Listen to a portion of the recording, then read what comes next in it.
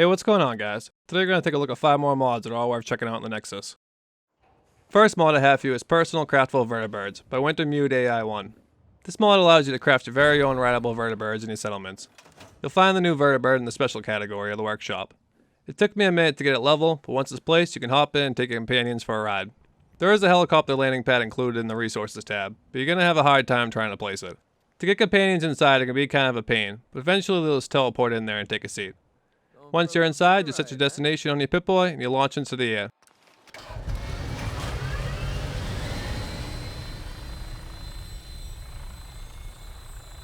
If you take a look in the cockpit, there's no actual pilot flying it, but I haven't crashed yet, so the Brotherhood should take some notes. The cannon works just like normal, and the best thing about this mod is you can change the destinations on the fly. Pick a new location, and the Vertibird will adjust its flight for the new destination. You can land wherever you want, but you're going to need to command your companions to get out once you arrive. If you're curious what happens if you ditch the Vertibird somewhere and wander away, you don't have to worry, because it'll be right where you left it. Overall, this is a really fun and immersive way to travel around the wasteland.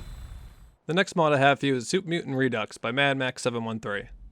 I've been playing with this mod for a few days now, it just adds so much more variety. My favorite thing about this mod is it brings the Nightkin from the Mojave to the Commonwealth.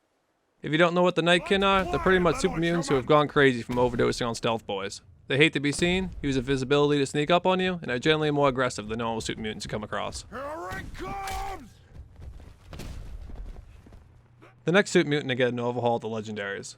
They now glow with radiation and shoot out short-range radiation waves when you get too close. Along with them dealing out radiation damage, they also can heal themselves slowly over time. So fighting a legendary super mutant now feels like you're fighting something worth the title. Like the legendaries, the glowing mutant hounds now actually glow too. They put out rads at close range and deal a lot more damage. There's also a new enemy, the irradiated mutant hellions. They're legendary versions of the hound and they're rare to come across, but when you do find one, they deal a lot more damage, close in for the kill quicker, and normally they see you before you see them.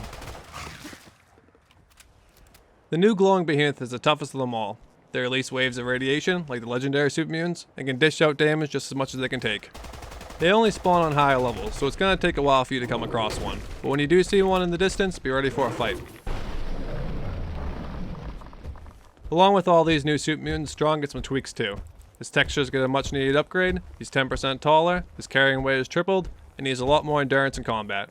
Plus he has a more carefree mentality when it comes to lockpicking, power armor, and crafting. Almost everything involving super mutants in this mod gets a texture upgrade. Swan looks like a beautiful swan now, Virgil looks more fashionable than ever, and normal super mutant armor is much more detailed. Overall, it's just a top-notch mod. As a huge Splinter Cell fan, the West Tech Tactical Optics by fadingsignal caught my attention as soon as I saw them pop up on the Nexus. To get a hold of them, you're going to have to head over to MedTech Research to find the blueprints on the lobby desk. Once you're back at your settlement, head over to the chemistry station to craft the new goggles. There's 2 versions to choose from, Splinter Cell-like goggles and a single eye piece. At the armor workbench they come in 4 different modes, cosmetic, night vision, thermal, and targeting, along with 2 secondary effects to increase your VATS accuracy or have the ability to mark targets. Cosmetic mode just makes them an accessory piece, while the night vision makes the lens glow green and mimics real life. So while dark areas are brighter, lights will be super bright and pretty much impossible to look at. The thermal mode makes the lenses glow red. It makes all living things glow red too. This is what I assume Deathclaws see when they look at me. The last mode is a targeting HUD. This makes the lenses glow white and works just like the targeting HUD in power armor. The glasses also come in 8 different color options to match your outfit. As someone who plays a stealth character with a Darker Nights mod, along with fadingsignal's Darker Interiors mod, these goggles are pretty much a must-have for me. The next mod is something that should have been in the game from the start. That mod is the Settlement Management Software by MattZman666. When you load up your game, you'll see a new Settlement Management holotape in your inventory. Head over to any terminal in a settlement, load up the tape, and now you can make sense of what all your settlers are doing. The stats menu will give you a rundown of your population, happiness, resources, and defense. While the managed settlers menu will tell you what each of your settlers are assigned to, along with being able to mark unassigned settlers on your map with a quest marker. The task menu lets you keep track of provisioners, mark attack spawn points, set up defenses, and even let you trigger settlement attacks.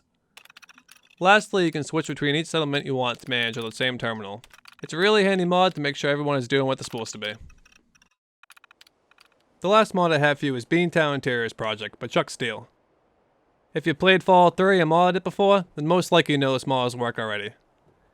This mod opens up some of the boarded buildings scattered around Concord, with plans to extend it to other places in the wasteland in future updates. I love this Fallout 3 interiors mod, and I'm glad to see I'm working on Fallout 4. As much as I love Fallout, one of my biggest complaints is that everything's all boarded up. I know it's pretty impractical to let us explore every building, but with how open the buildings are in the Elder Scrolls series, I just wish Fallout could get a little more love. Luckily, modders like Chucksteel are around to make that happen.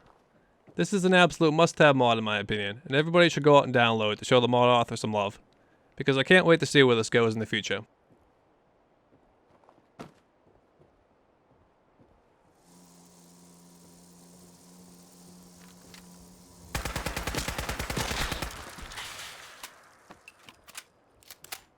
Hope you enjoyed the video, guys. Give it a like if you did. Maybe it'll counteract the guy going around disliking all my videos.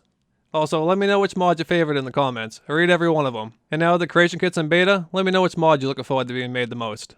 Thanks for watching as always, and I'll see you in the next one.